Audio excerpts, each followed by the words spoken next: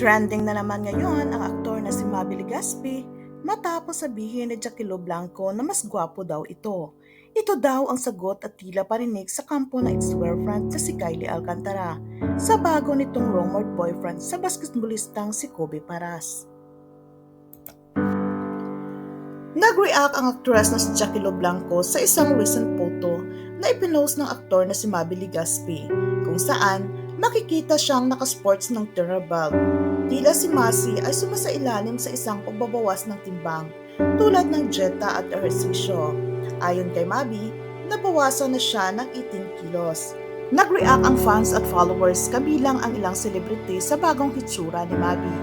Isa na rito si Jackie Lo Blanco na nag-post ng mga sumusunod na komento.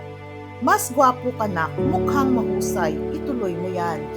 Ayon naman sa actress na si Charis Solomon, ang payat mo, but beautiful, na sinagot ni Maby, it's been a journey. Ang ibang netizens ay nag-post ng kanilang reaksyon. So pogi, mahal, may nakita. Good looking inside and out, manifesting good project and successful college. Mahalin ang Panginoong Diyos na makapangyarihan sa lahat. Susunod ang iyong pamilya at mga kaibigan kahit na may mga kalaban.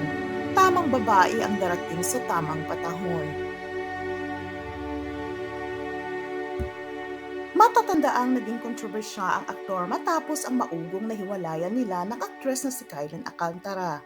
Naging maugong din ang chismis na ang aktor ang nakipaghiwalay dahil sa kagustuhan ng kanyang inang si Carmena Villaruel na di naman tago sa publiko ang lahara na pagsasabi ni Carmina na ayaw niya ang aktres na si Kylie para sa kanyang anak.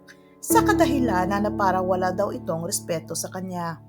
Sabi ng netizens, ito daw ang tila parang sagot na aktor sa naging hiwalayan nila ng aktres na sa ngayon ay nakamove on na. Kung ano man ang tunay na hangarin ng aktor na si Maby Legaspi ay siyang pawang nakakaalam lamang.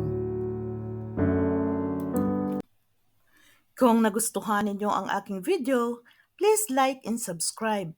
Ang channel na ito ay pawang katotohanan lamang at walang halong fake news. Maraming salamat. Ingat!